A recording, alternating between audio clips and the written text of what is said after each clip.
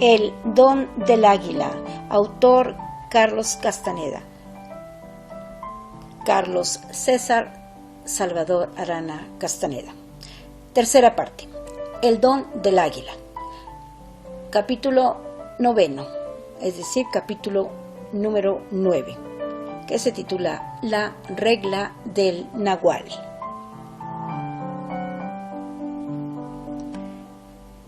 Don Juan había sido extraordinariamente parco en cuanto a la historia de su vida personal. Su reticencia era, en lo fundamental, un recurso didáctico. Hasta donde le concernía, su vida empezó cuando se convirtió en guerrero, y todo lo que le había ocurrido con anterioridad era de muy pocas consecuencias. Todo lo que la gorda y yo sabíamos de esa primera época de su vida era que don Juan había nacido en Arizona, de ascendencia yaqui y yuma. Cuando aún era niño, sus padres lo llevaron a vivir con los yaquis en el norte de México. A los 10 años de edad lo atrapó la marea de las guerras yaquis. Su madre fue asesinada y después su padre fue aprehendido por el ejército mexicano. Tanto don Juan Matus como su padre fueron enviados a un centro de reubicación en el estado de Yucatán, en el extremo sur del país. Allí creció.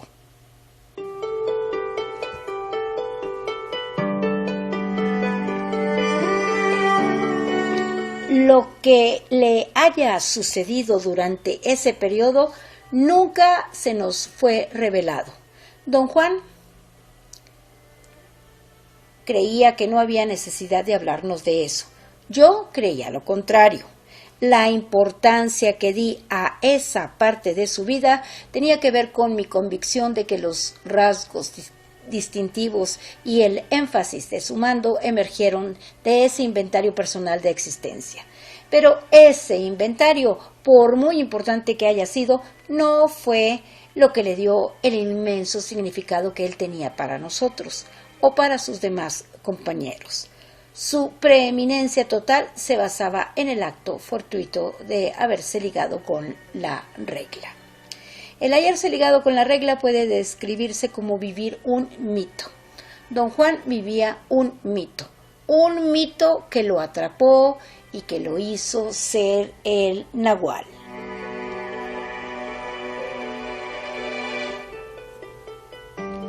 Don Juan decía que cuando la regla lo atrapó, él era un hombre agresivo y desenfrenado que vivía en el exilio, como miles de otros indios yaquis.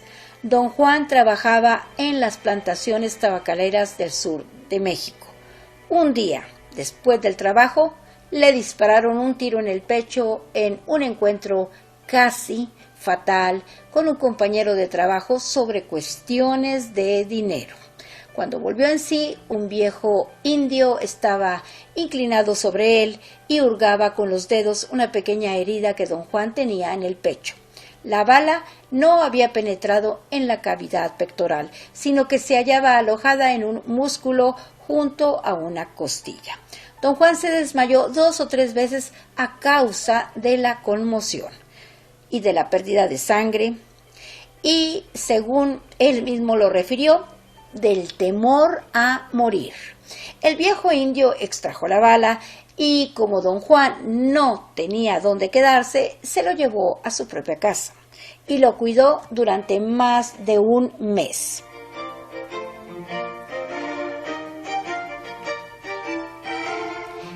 El viejo indio era bondadoso pero severo. Un día cuando don Juan ya se sentía relativamente fuerte y casi se había recuperado, el viejo le dio un fuerte golpe en la espalda y lo forzó a entrar en un estado de conciencia acrecentada. Después, sin mayores preliminares, le reveló a don Juan la porción de la regla que tenía que ver con el nahual y su función. Don Juan llevó a cabo exactamente lo mismo conmigo y con la gorda. nos hizo cambiar niveles de conciencia y nos dijo la regla del Nahual de la siguiente manera.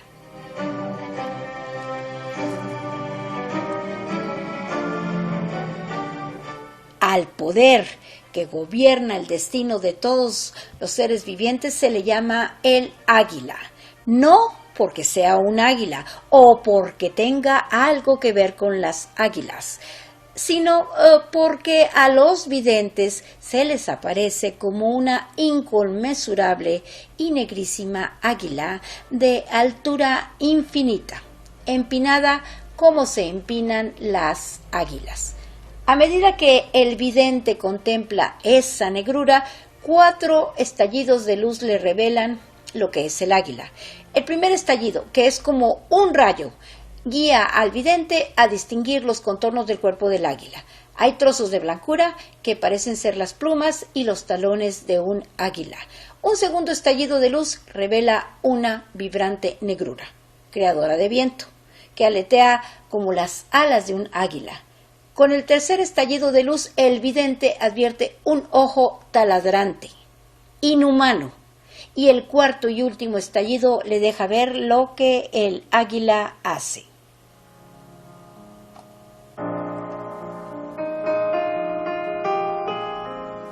El águila se halla devorando la conciencia de todas las criaturas que, vivas en la tierra un momento antes y ahora muertas, van flotando como un incesante enjambre de luciérnagas hacia el pico del águila para encontrar a su dueño, su razón de haber tenido vida.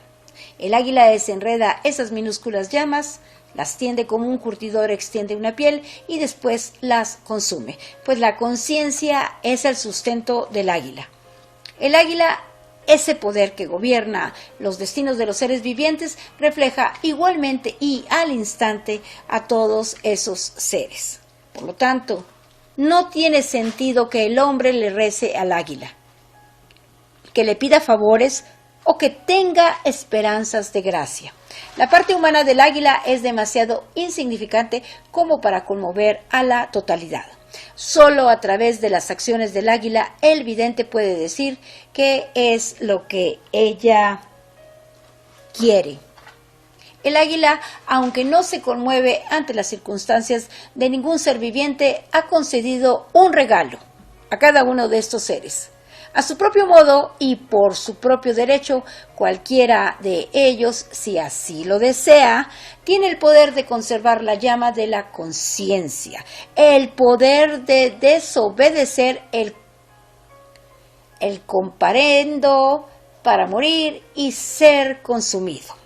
A cada cosa viviente se le ha concedido el poder, si así lo desea, de buscar una apertura hacia la libertad y de pasar por ella. Es obvio para el vidente que ve esa apertura y para las criaturas que pasan a través de ella que el águila ha concedido ese regalo a fin de perpetuar la conciencia. Con el propósito de guiar a los seres vivientes hacia esa apertura, el águila creó al Nahual. El Nahual es un ser doble a quien se ha revelado la regla. Ya tenga forma de ser humano, de animal, de planta o de cualquier cosa viviente, el Nahual, por virtud de su doblez, está forzado a buscar ese pasaje oculto. El Nahual aparece en pares, masculino y femenino. Un hombre doble y una mujer doble se convierten en el Nahual solo después de que la regla les ha sido revelada a cada uno de ellos, y cada uno de ellos la ha comprendido y la ha aceptado en su totalidad.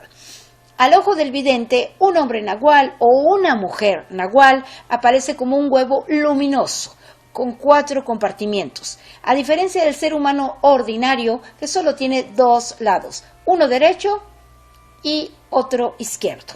El Nahual tiene el lado izquierdo dividido en 2 secciones longitudinales y un lado derecho igualmente dividido en 2 secciones.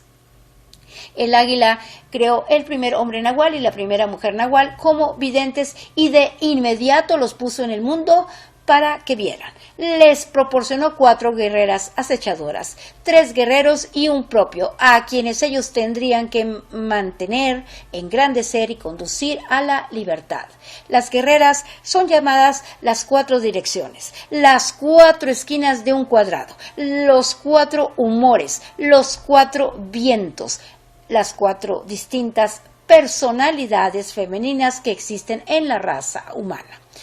La primera es el este, se le llama orden, es optimista, de corazón liviano, suave, persistente, como una brisa constante. La segunda es el norte, es llamada fuerza, tiene muchos recursos, es brusca, directa, tenaz, como el viento duro. La tercera es el oeste, se le llama sentimiento, es introspectiva, llena de remordimientos, astuta, taimada, como una ráfaga de viento frío. La cuarta es el sur, se le llama crecimiento, nutre, es bullanguera, tímida, animada como el viento caliente. Los 3 guerreros y el propio representan los 4 tipos de actividad y temperamento masculinos. El primer tipo es el hombre que conoce, el erudito, un hombre confiable, noble, sereno, enteramente dedicado a llevar a cabo su tarea, cualquiera que ésta fuera. El segundo tipo es el hombre de acción, sumamente volátil, un gran compañero, voluble y lleno de humor. El tercer tipo es el organizador, el socio anónimo, el hombre misterioso, desconocido. Nada puede decirse de él porque no deja que nada de él se escape. El propio es el cuarto tipo, es el asistente, un hombre sombrío y taciturno que logra mucho si se le dirige adecuadamente, pero que no puede actuar por sí mismo. Con el fin de hacer las cosas más fáciles, el águila mostró al hombre nahual y a la mujer nahual que cada uno de estos tipos, entre los hombres y las mujeres de la tierra, tienen rasgos específicos en su cuerpo luminoso. El erudito tiene una especie de hendidura superficial, una brillante depresión en el plexo solar. En algunos hombres aparece como un estanque de intensa luminosidad, a veces tersa y reluciente, como un espejo que nos refleja. El hombre de acción tiene unas fibras que emanan del área de la voluntad. El número de fibras varía de 1 a 5 y su grosor fluctúa desde un cordel hasta un macizo tentáculo parecido a un látigo de más de 2 metros. Algunos hombres tienen hasta 3 de estas fibras desarrolladas al punto de ser tentáculos. Al socio anónimo no se le reconoce por ningún rasgo exclusivo, sino por su habilidad de crear muy involuntariamente un estallido de poder que bloquea con efectividad la atención de los videntes. Cuando están en presencia de este tipo de hombre, los videntes se descubren inmersos en detalles externos en vez de ver. El asistente no tiene configuración obvia. Ante el vidente aparece como un brillo diáfano en un cascarón de luminosidad sin imperfecciones.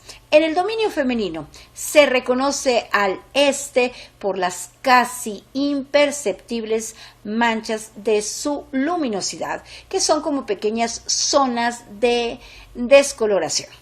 El norte tiene una radiación que abarca todo. Exuda un destello rojizo, casi como calor.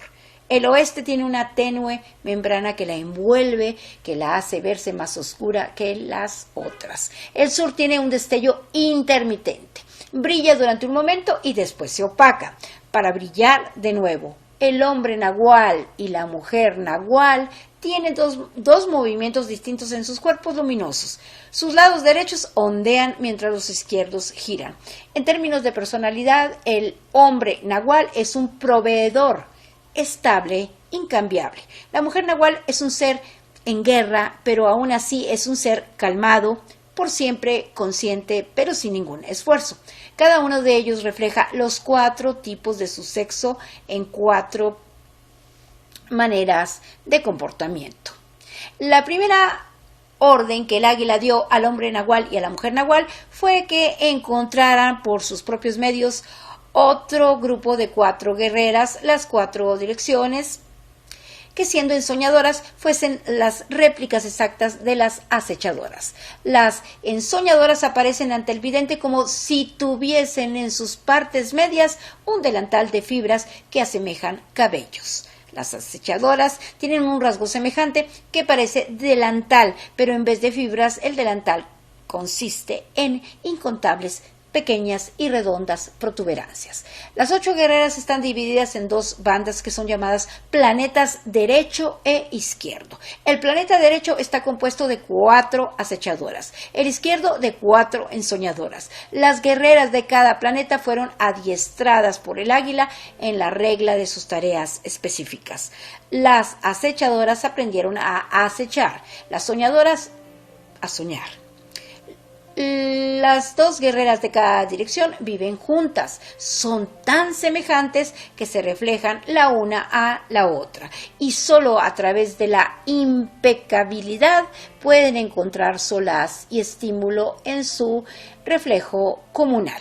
La única vez en que las 4 soñadoras o las 4 acechadoras se reúnen es cuando tienen que llevar a cabo una tarea extrema, pero solo bajo circunstancias especiales deben juntar sus manos. Ese contacto las fusiona en un solo ser y solamente debe de ser usado en casos de necesidad extrema o en el momento de abandonar este mundo. Las 2 guerreras de cada dirección están unidas a cualquiera de los guerreros en la combinación que sea necesaria. De esta manera establecen un grupo de 4 casas en las que se pueden incorporar cuantos más guerreros sean necesarios. Los guerreros y el propio también pueden formar un grupo independiente de 4 hombres o cada uno de ellos puede funcionar como ser solitario si eso dicta la necesidad. Después al nahual y a su grupo se les ordenó encontrar a otros 3 propios. Estos podían ser todos hombres o todas mujeres o un grupo mixto. Las mujeres tenían que ser del sur. Para asegurar que el primer hombre nahual condujera a su grupo a la libertad sin desviarse del camino o sin corromperse, el águila se llevó a la mujer nahual al otro mundo para que sirviera como faro que guía al grupo hacia la apertura. El nahual y sus guerreros recibieron luego la orden de olvidar. Fueron hundidos en la oscuridad y se les dio nuevas tareas. La tarea de recordarse a sí mismos y la tarea de recordar al águila. La orden de olvidar fue tan enorme que todos se separaron. No pudieron recordar quiénes eran. El águila designó que si lograban recordarse a sí mismos nuevamente podrían hallar la totalidad de sí mismos. Pronto podrían hallar la totalidad de sí mismos. Solo entonces tendrían la fuerza y la tolerancia necesarias para buscar y enfrentar su jornada definitiva. Su última tarea, después de recobrar la totalidad de sí mismos, consistió en conseguir un nuevo par de seres dobles y de transformarlos en un nuevo hombre nahual y en una nueva mujer nahual por virtud de revelarles la regla. Y así como el primer hombre nahual y la primera mujer nahual fueron provistos de una banda misma, y así como el primer hombre nahual y la primera mujer nahual fueron provistos de una banda mínima, su deber era proporcionar al nuevo par de nahuales 4 guerreras acechadoras, 3 guerreros y un propio. Cuando el primer nahual y su banda estuvieron listos para entrar en el pasaje, la primera mujer nahual ya los esperaba para guiarlos. Se les ordenó entonces que se llevaran con ellos a la nueva mujer nahual, a fin de que ella sirviera de faro a su gente. El nuevo hombre nahual se quedó en el mundo para repetir el ciclo. Mientras se hallan En el mundo, el número mínimo que se hallaba en la dirección del Nahual es 16. 8 guerreras, 4 guerreros, contando al Nahual, y 4 propios. En el momento de abandonar el mundo, cuando la nueva mujer Nahual se encuentra con ellos, el número del Nahual es 17. Si el poder personal permite tener más guerreros, estos deben añadirse en múltiplos de 4.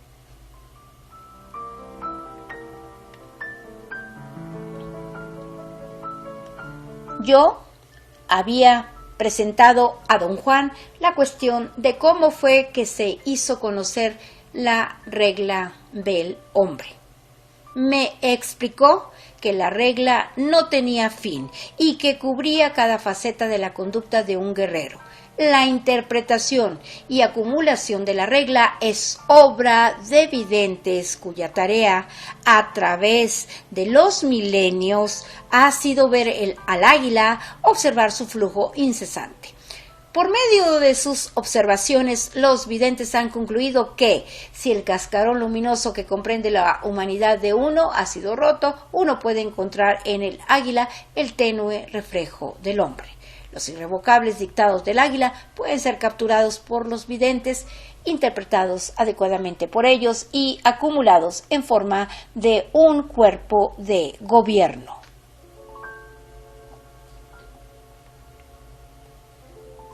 Don Juan me explicó que la regla no era un cuento y que cruzar hacia la libertad no significa vida eterna tal como se entiende comúnmente a la eternidad. Esto es vivir por siempre. Lo que la regla asentaba era que uno podía conservar la conciencia, que por fuerza se abandona en el momento de morir. Don Juan no podía explicar lo que significaba conservar esa conciencia o quizá ni siquiera podía concebirlo. Su benefactor le había dicho que en el momento de cruzar uno entra en la tercera atención y que el cuerpo en su totalidad se inflama de conocimiento. Cada célula se torna al instante consciente de sí misma y también de la totalidad del cuerpo.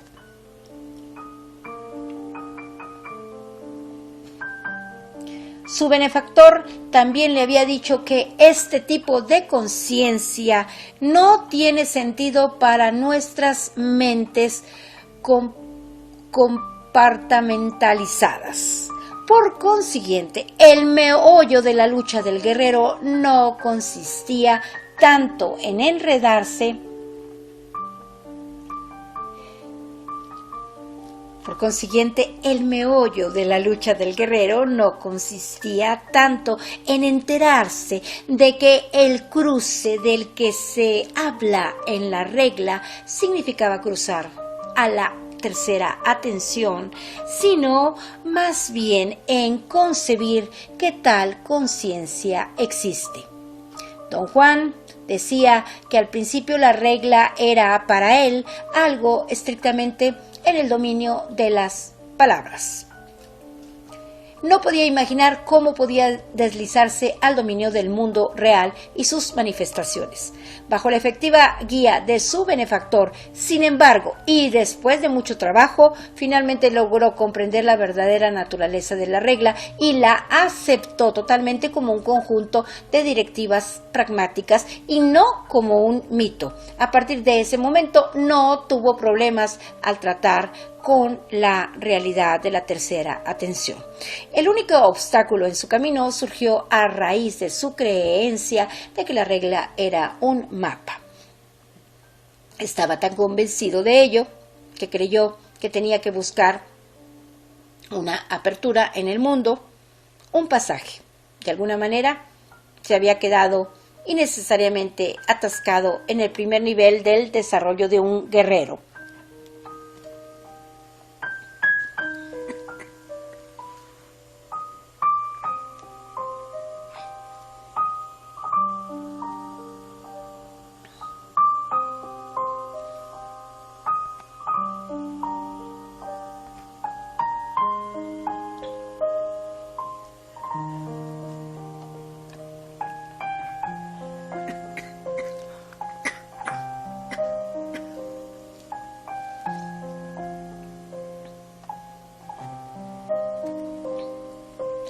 Como resultado de esto, la tarea de don Juan, en su capacidad de guía y maestro, fue dirigida a ayudar a los aprendices y a mí en lo especial a evitar que se repitiera ese error.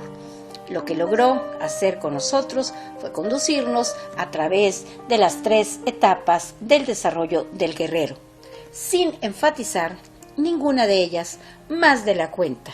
Primero nos guió para que tomáramos la regla como mapa.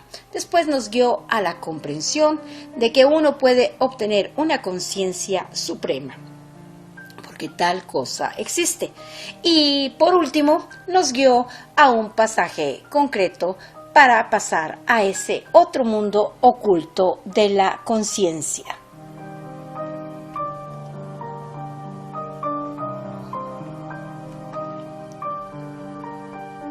Para conducirnos a través de la primera etapa, la aceptación de la regla como un mapa, don Juan tomó la sección que pertenece al Nahual y su función y nos mostró que ésta corresponde a hechos inequívocos. Él logró esto a fuerza de hacernos tener, mientras nos hallábamos en fases de conciencia acrecentada, un trato sin restricciones con los miembros del grupo, que eran las personificaciones vivientes de los 8 tipos descritos por la regla. Hasta que estuvimos en condiciones de comprender que nos encontrábamos atrapados en la red de algo que en un principio habíamos conceptualizado como mito, pero que en esencia era un mapa. Don Juan Matus nos dijo que en este respecto su caso había sido idéntico al nuestro. Su benefactor le ayudó a pasar a través de esa primera fase, permitiéndole el mismo tipo de interacción. Para ello lo hizo desplazarse una y otra vez de la conciencia del lado derecho a la del lado izquierdo. Lo presentó con los miembros de su propio grupo, las 8 guerreras, los 3 guerreros y los 4 propios, que eran, como es obligatorio, los ejemplos más estrictos de los tipos que describe la regla. El impacto de conocerlos y de tratar con ellos fue aplastante para don Juan. No solo lo obligó a considerar la regla como un hecho positivo, sino que lo hizo comprender la magnitud de nuestras desconocidas posibilidades. Don Juan dijo que era para el momento en que todos los miembros de su propio grupo habían sido reunidos. Él se hallaba tan profundamente dado a la vida del guerrero que no le causó gran sorpresa el hecho de que, sin ningún esfuerzo evidente por parte de nadie, ellos vinieron a ser réplicas perfectas de los guerreros del grupo de su benefactor. La similitud de sus gustos personales, antipatías, afiliaciones, etc., no era resultado de imitación. Don Juan decía que ellos pertenecían, tal como plantea la regla, a grupos específicos de gente que tiene las mismas reacciones. Las únicas diferencias entre la gente del mismo grupo era el tono de sus voces, el sonido de su risa. Al explicarme los efectos que en él había tenido el trato con los guerreros de su benefactor, don Juan tocó el tema de la muy significativa diferencia que existía entre cómo interpretaban la regla su benefactor y él, y también en cómo conducían y enseñaban a otros a aceptarla como mapa. Me dijo que hay 2 tipos de interpretaciones, que son la universal y la individual. Las interpretaciones universales toman las afirmaciones que conforman el cuerpo de la regla tal como son. Un ejemplo sería decir que al águila no le importan las acciones de los hombres y, sin embargo, les ha proporcionado un pasaje hacia la libertad. La interpretación individual, por otra parte, es una conclusión presente del día a la que llegan los videntes al utilizar las interpretaciones universales como premisas. Un ejemplo sería decir que a causa de que al águila no le importó, yo tendría que ver modos de asegurar mis posibilidades de alcanzar la libertad, quizás a través de mi propia iniciativa.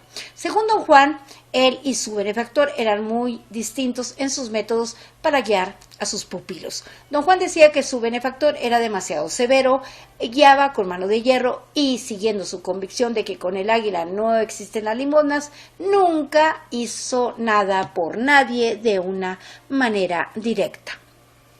En cambio, apoyó activamente a todos para que se ayudaran a sí mismos. Consideraba que el regalo de la libertad que ofrece el águila no es una dádiva, sino la oportunidad de tener una oportunidad. Don Juan, aunque apreciaba los méritos del método de su benefactor, no estaba de acuerdo con él. Cuando él ya era nahual, vio que ese método desperdicia tiempo irreemplazable. Para él era más eficaz presentarle a cualquiera una situación dada y forzarlo a aceptarla, y no esperar a que estuviese listo a enfrentarla por su propia cuenta. Este fue el método que siguió conmigo y con los demás aprendices.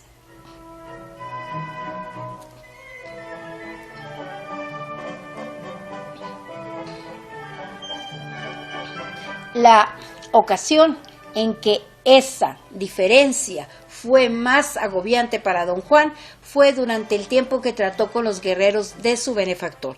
El mandato de la regla era que el benefactor tenía que encontrarle a don Juan primero una mujer nahual y después un grupo de 4 mujeres y 4 hombres para componer su grupo de guerreros. El benefactor vio que don Juan aún no disponía de suficiente poder personal para asumir la responsabilidad de una mujer nahual, así es que invirtió el orden y pidió a las mujeres de su propio grupo que hallaran primero las 4 mujeres y después los 4 hombres. Don Juan confesó que la idea de esa inversión lo entusiasmó. Había entendido que esas mujeres eran para su uso y en su mente eso se traducía en uso sexual. Su ruina fue el revelar sus expectativas a su benefactor, quien inmediatamente lo puso en contacto con los guerreros y las guerreras de su propio grupo y lo dejó con ellos. Para don Juan fue un verdadero encontrón conocer a esos guerreros, no solo porque eran a propósito difíciles con él, sino porque ese encuentro es de por sí un abre caminos.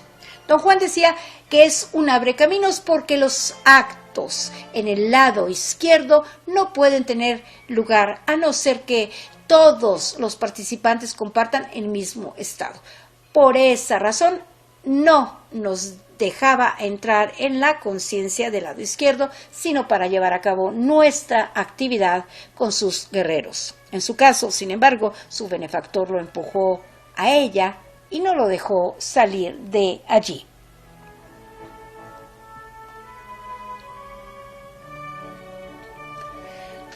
Don Juan me dio una breve relación de lo que ocurrió durante su primer encuentro con los miembros del grupo de su benefactor. Tenía la idea de que quizá yo podía usar esa experiencia como una muestra de lo que me esperaba. Me dijo que el mundo de su benefactor tenía una seguridad magnífica. Los miembros de su grupo eran guerreros indios que provenían de todo México. Cuando él los conoció, todos ellos vivían en una remota región montañosa del sur de México. Al llegar a la casa, don Juan enfrentó a 2 mujeres idénticas, las indias más grandes que jamás hubiera visto. Eran ceñudas y malas, pero tenían facciones muy agradables. Cuando él quiso pasar entre ellas, lo atraparon con sus enormes barrigas. Lo cogieron de los brazos y empezaron a golpearlo. Lo tiraron al suelo y se sentaron sobre él, casi aplastándole la caja torácica. Lo tuvieron inmovilizado más de 12 horas mientras negociaban con su benefactor, quien tuvo que hablar sin parar toda la noche hasta que ellas finalmente dejaron libre a don Juan Matus en la mañana. Me dijo que lo aterró más que nada fue la determinación que mostraban los ojos de esas mujeres.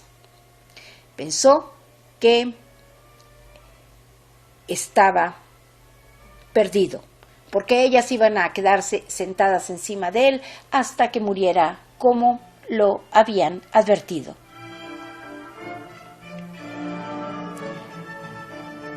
Por regla general, debe haber un periodo de espera de unas cuantas semanas antes de conocer al siguiente grupo de guerreros. Pero, debido a que su benefactor planeaba dejarlo permanentemente con ellos, don Juan fue inmediatamente presentado a los demás. Conoció a cada uno de ellos en un solo día y todos ellos lo trataron como basura. Arguían que no era el hombre adecuado para la tarea, que era demasiado soez y excesivamente estúpido, joven pero ya senil en su manera de ser. Su benefactor habló brillantemente en defensa de don Juan. Les dijo que todos ellos iban a tener la oportunidad de modificar esas condiciones y que debería ser el máximo deleite para ellos y para don Juan asumir esa responsabilidad. Don Juan me dijo que la primera impresión fue correcta. Para él, a partir de ese momento, solo hubo penurias y trabajo. Las mujeres vieron que don Juan Matus era ingobernable y que no se le podía confiar la compleja y delicada tarea de dirigir a 4 mujeres. Como eran videntes, hicieron su propia interpretación personal de la regla y decidieron que sería más adecuado para don Juan tener primero a los 4 guerreros y luego a las 4 mujeres. Don Juan Matus estaba convencido de que ese ver había sido justo. Para poder dirigir guerreras, un nahual tiene que hallarse en un estado de poder personal consumado, un estado de seriedad y control, en el cual los sentimientos humanos desempeñan un papel mínimo. En ese tiempo, tal estado le era inconcebible. Su benefactor lo puso bajo la supervisión directa de sus 2 guerreras del oeste, las más intransigentes y feroces de todas. Don Juan me dijo que las mujeres del oeste, de acuerdo con la regla, están totalmente locas y que alguien tiene que cuidarlas. Bajo las durezas del ensoñar y del acechar sus lados derechos, sus mentes se dañan. Su razón se extingue muy fácilmente por el hecho de que su conciencia del lado izquierdo es extremadamente aguda. Una vez que pierden el lado racional, son ensoñadoras y acechadoras insuperables porque ya no tienen ningún lastre racional que las contenga. Don Juan me explicó que el arnés de cuero es espléndido recurso para curar ciertas enfermedades que no son físicas. Mientras más alta esté suspendida una persona y más tiempo pase sin tocar el suelo, pendiendo en el aire, mejores son las posibilidades de un efecto verdaderamente purificador.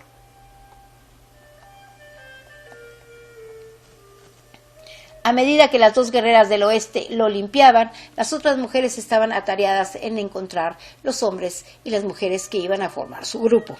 Les tomó años lograrlo.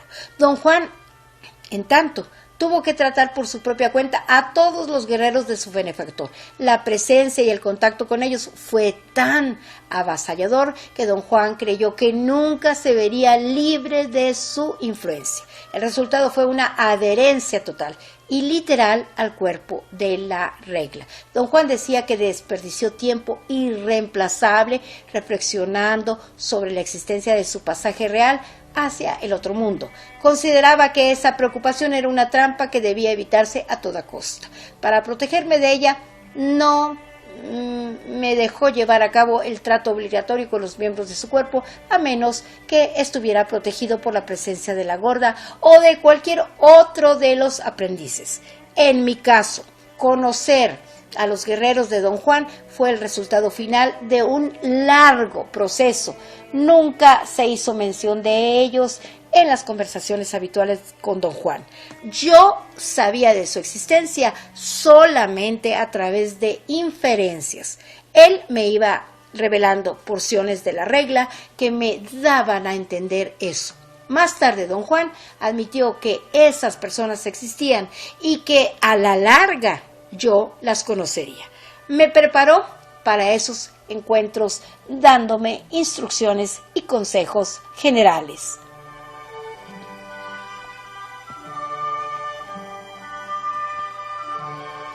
Me previno acerca de un error común, el error de sobreestimar la conciencia del lado izquierdo, de deslumbrarse ante su claridad y poder. Me dijo que estar en la conciencia del lado izquierdo no quiere decir que uno se libera inmediatamente de los desatinos, solo significa tener una capacidad perceptiva más intensa, una facilidad aún mayor para comprender y aprender, y sobre todo una gran habilidad para olvidar. A medida que se aproximaba la hora de que conociera a los guerreros de Don Juan, me dio una escueta descripción del grupo de su benefactor, como una guía para mi propio uso. Me dijo que para un espectador el mundo de su benefactor podría parecer a veces que consistía en 4 familias. La primera estaba formada por las mujeres del sur y el primer propio. La segunda por las mujeres del este, el erudito y un propio. La tercera por las mujeres del norte, el hombre de acción y otro propio. Y la cuarta por las mujeres del oeste, el socio anónimo y un tercer propio.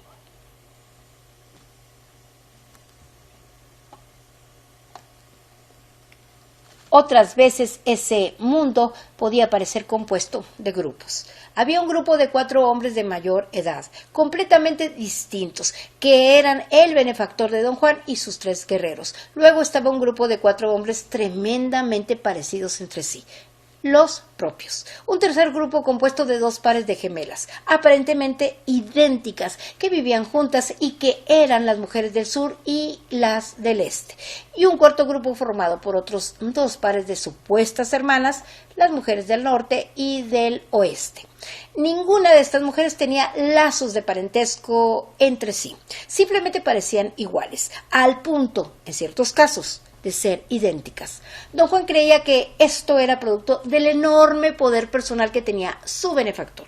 Don Juan Matus describió a las mujeres del sur como 2 mastodontes temibles en apariencia, pero muy simpáticas y afectuosas. Las mujeres del este eran muy bellas, frescas y graciosas, un verdadero deleite para verlas y oírlas. Las mujeres del norte eran completamente femeninas, vanas, coquetas, preocupadas con la edad, pero también terriblemente directas e impacientes. Las mujeres del oeste eran a veces locas y otras un epítome de severidad y determinación. Eran las que más perturbaban a Don Juan, quien no podía reconciliar el hecho de que fueran tan sobrias, bondadosas y serviciales, con el hecho de que en un momento dado podían perder la compostura y quedar totalmente locas.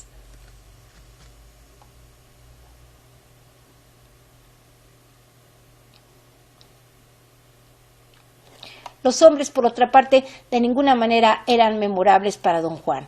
Creía que no había nada notable en ellos. Todos parecían hallarse completamente anulados por la conmocionante fuerza y determinación de las mujeres y por la personalidad avasalladora del benefactor. En cuanto a su propio desarrollo, Don Juan decía que el haber sido empujado al mundo de su benefactor le hizo comprender cuán fácil y conveniente le había sido dejar que su vida transcurriera sin disciplina alguna. Entendió que su error había consistido en creer que sus miras eran las únicas metas valiosas que un hombre podía tener. Toda su vida había sido un indigente. La ambición que lo consumía, por tanto, era tener posesiones materiales, ser alguien. Tanto le preocupó el afán de salir adelante y la desesperación de saber que no lo estaba logrando, que nunca tuvo tiempo de examinar cosa alguna.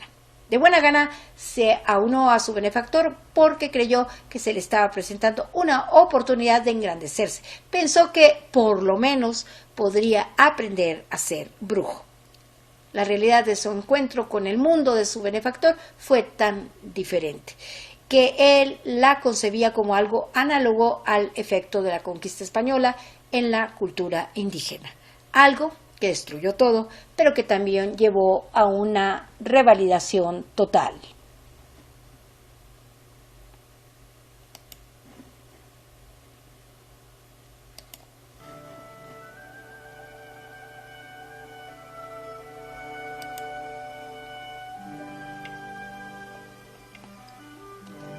Mi reacción a los preparativos para conocer al grupo de guerreros de Don Juan no fue temor reverencial o miedo, sino más bien una mezquina preocupación intelectual sobre dos cuestiones. La primera era la proposición de que en el mundo solo hay 4 tipos de hombres y 4 tipos de mujeres. Arguí con Don Juan que la variación individual en la gente es demasiado vasta y compleja para un esquema tan simple. Él no estuvo de acuerdo conmigo, dijo que la regla era final y que ésta no permitía un número indefinido de tipos de gente. La segunda cuestión era el contexto cultural del conocimiento de Don Juan. Él no lo sabía, lo consideraba producto de una especie de panindianismo. Su conjetura era que una vez en el mundo indígena anterior a la conquista, la manipulación de la segunda atención se vició. Se había desarrollado sin ningún obstáculo durante quizá miles de años, hasta que perdió la fuerza. Los practicantes de ese tiempo posiblemente no necesitaban controles y así, sin freno, la segunda atención, en vez de volverse más fuerte, se debilitó conforme se volvió más y más intrincada. Después vinieron los invasores españoles y, con su tecnología superior, destruyeron el mundo de los indios. Don Juan me dijo que su benefactor se hallaba convencido de que solo un grupo pequeño de guerreros sobrevivió y pudo reagrupar su conocimiento y redirigir su sendero. Todo lo que Don Juan y su benefactor sabían de la segunda atención venía a ser versión reestructurada. Una nueva versión a la que se le habían añadido restricciones porque había sido forjada bajo las más ásperas condiciones de supresión.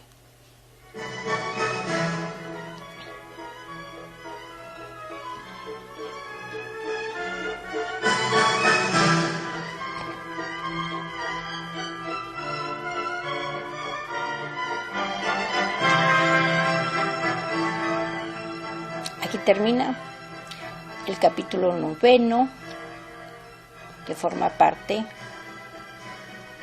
valga la redundancia, de la tercera parte del libro o de la novela de Carlos Castaneda, que se titula El don del águila. Son las 9:01 y hoy es un lindo y fresco martes 26 de marzo del 2024.